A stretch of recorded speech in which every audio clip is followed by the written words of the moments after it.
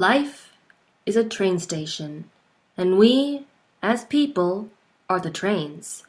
People getting on and off at different times every day, every week, every month, every year. People will walk in and out of our lives in the same type of way they board and exit a train. Some people stay on for a long ride, while some only go for a short stop or two. However, we're more affected than the average train by people coming and going. As a train, you're only expected to power on and keep chugging along. It seems easy to go on without stopping, and it's tempting for us to try doing it too. But we're people, not trains. It's actually not that easy. Sometimes it's hard to power on to keep going and chugging along. Sometimes we have to stop and cool our engines a bit before we can keep going. When someone who meant a lot to you gets off, it hurts. You can ignore it, but ignoring the pain only prolongs it, and to confront it might cause you even more pain than you've ever felt in your life. But is it worth it to experience all this if you could eventually find solace in the end? If it meant you could let it go? Letting go is one of the hardest things in life.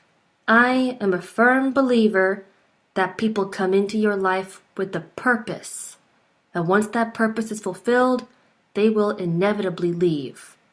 Sometimes people are in your lives for good reasons, and maybe it will seem that they leave too soon, but maybe it's the departure that is the true purpose, the true lesson that they have to offer you. There are different types of letting go, the type of friends and significant others leaving, and that of death. But death is to be discussed at a later date. I have had to let go of a lot of people throughout my life, especially since starting college. I've been in and out of different relationships that have each dramatically changed me as a person. These experiences and people have shaped my values and beliefs, challenged what I thought to be true, and made me realize some hard truths about myself and about others. The first person who changed me significantly was a boy. Let's call him Jason, whom I talked to for about a year. He was one of the first people in my life whom I considered toxic. He was selfish, illogical, and honestly, just a horrible person. No matter what I said, he would disagree with me just because he could. He would never admit when he was wrong, even if it made him look bad. He would ask for favors that would only benefit himself, and would even make me go out of my way to do them, even though I never would receive the same kind of favor in return. You may be asking yourself, why would I keep talking to this person? This is obviously an abusive friendship, and not a way anyone should be treated. Well, the reason I kept trying to talk to him was because he was the first person to show interest in getting to know me deeper, like a true best friend. I never experienced that before. We would have great conversations, and he would be there for me when I was falling apart. My freshman year of college was the first time I had to confront the possibility that I might have depression. Having him around felt great because it meant I had someone to help me up when I was down. Someone wanted me, even though I had felt broken beyond repair.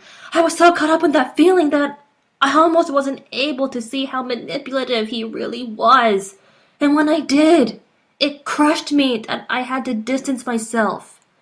And it hurt because I thought he cared, but he was using me and taking advantage of my kind heart.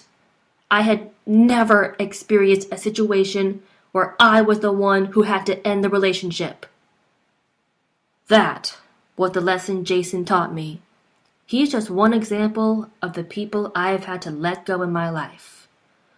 The one thing I have learned, though, is that if a person is compromising who you are as a person, forcing you to change your fundamental beliefs without your permission, then you are better off without them.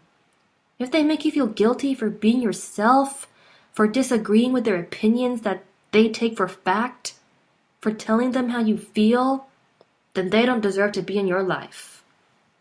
Now, I understand that letting people go is something that has to happen sometimes, and it will hurt, but not as much as it would if you continue to associate with that person.